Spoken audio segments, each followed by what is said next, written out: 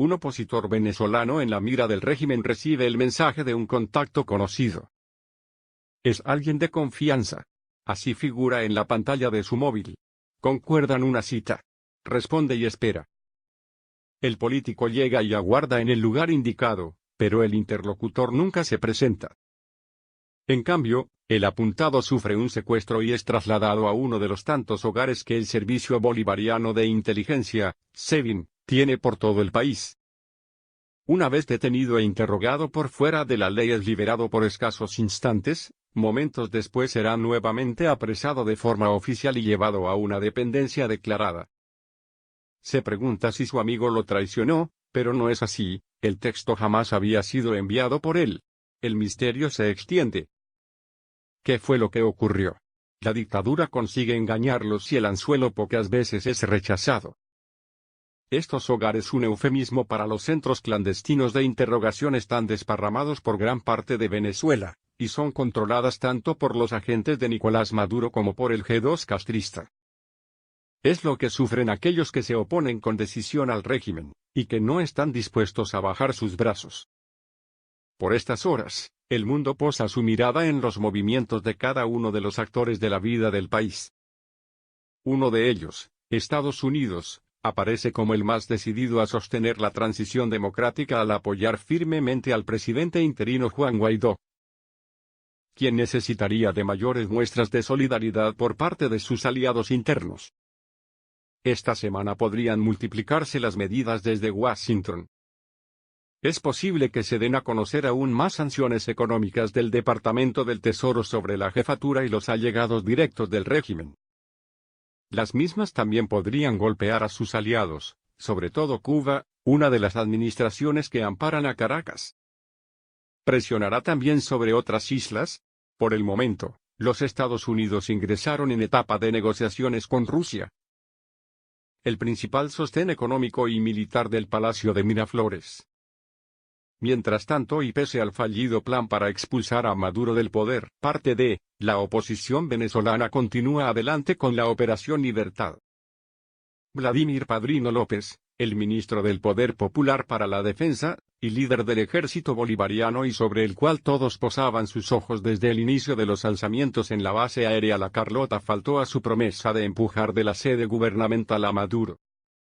Por cobardía o por una temprana interferencia cubana y rusa, lo cierto es que quien debía unificar las fuerzas dio marcha atrás. El coraje, al parecer, vive solo en el desarmado pueblo venezolano que se expone en las calles. El generalísimo había acordado con John Bolton, el asesor de Asuntos de Seguridad Nacional para Donald Trump, reconocer a Guaidó como presidente encargado de Venezuela y permitir la transición democrática. El pasado viernes por la mañana el consejero de la Casa Blanca junto al secretario de Estado Mike Pompeo visitaron el Pentágono. Mantuvieron una reunión donde se discutieron posibles escenarios en la nación petrolera. Sin embargo, la opción militar es desalentada por el momento. Una incursión terrestre podría demandar un alto costo humano. Horas después, ese mismo día, Trump y su par ruso Vladimir Putin dialogaron por teléfono. El ex agente de la KGB destinado en Alemania del Este durante los años de la Unión Soviética expuso sobre el demacrado Estado latinoamericano. Afirmó que corresponde a los propios venezolanos definir el futuro de su nación. Es verdad. Pero agregó, la injerencia externa socava las posibilidades de una solución política a la crisis. Nadie sabe decir si se trató de un acto de cinismo o un error de traducción. Desde hace meses Rusia dispone del envío de militares a Caracas, quienes están dedicados a proteger sus negocios petroleros y mineros y al régimen al que controla junto a China. Este viernes aterrizó el hasta ahora último contingente ruso. Lo hizo a bordo de un avión Hércules C-130 en el aeropuerto de Coro, Irán y Cuba. Ocurría mientras los presidentes de ambas potencias hablaban de la no intervención en territorio venezolano y de ayuda humanitaria, en palabras de Trump. Algo a tener en cuenta, quizás la última ficha del dominó que podría terminar de hacer colapsar al régimen de Maduro no se encuentre en Sudamérica, sino en el norte de Europa. Más específicamente, ¿será el gasoducto Nord Stream 2 la clave? Los vuelos a Punta Cana, en tanto, El Caribe es otro de los capítulos a tener en cuenta. República Dominicana actualizó en 2015 su tratado de extradición con los Estados Unidos, especialmente uno de sus paraísos. Fue firmado en Santo Domingo el 12 de enero de ese año y aprobado meses después. En el nuevo acuerdo se modernizaban los puntos de aquel de 1909 agregando los delitos referidos al lavado de dinero, terrorismo y narcotráfico y prevé que la medida no podrá ser rechazada basada en la nacionalidad de la persona buscada. Varios de esos crímenes alcanzan a Maduro y los suyos. El periodista Jaime Bailey confirmó que el misterioso vuelo que Infobae reveló hace unos días que había partido rumbo a esa isla en el Caribe lo hizo con la esposa del dictador Nicolás Maduro a bordo. Cilia Flores fue a Punta Cana en el Bombardier Global Express que le mandó Vladimir Putin, dijo el conductor en su programa del jueves por la noche.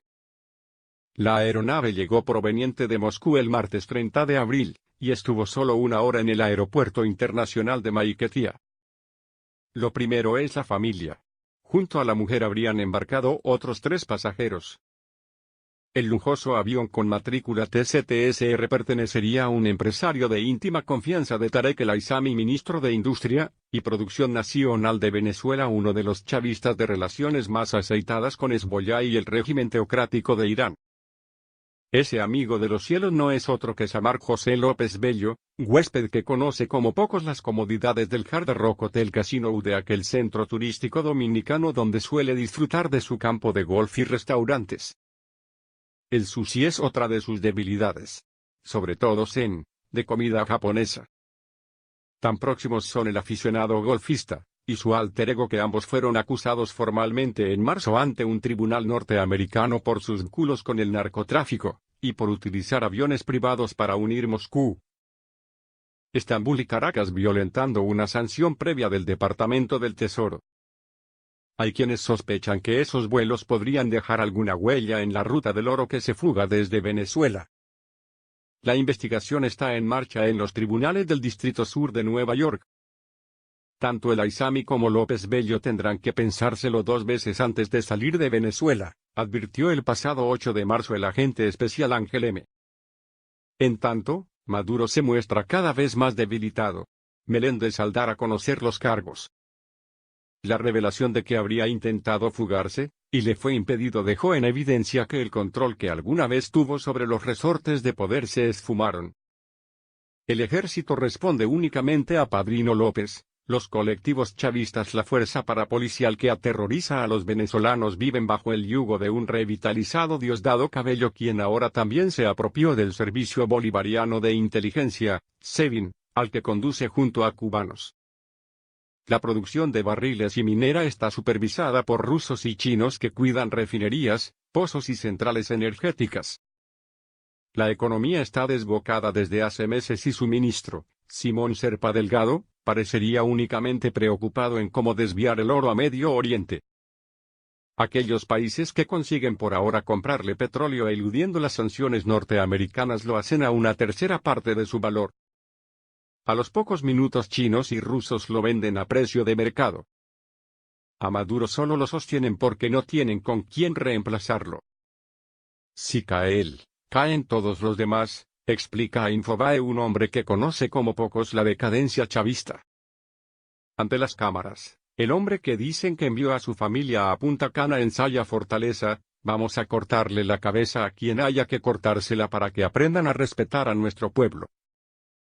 En tanto, Guaidó debe conseguir apoyos más contundentes del resto de la oposición venezolana para mostrar una unión que todavía no se muestra fuerte, dijo fingiendo poder. Serán semanas clave, las sanciones podrían escalar, ahorcando aún más a una cúpula dictatorial cada vez más demacrada y sin recursos.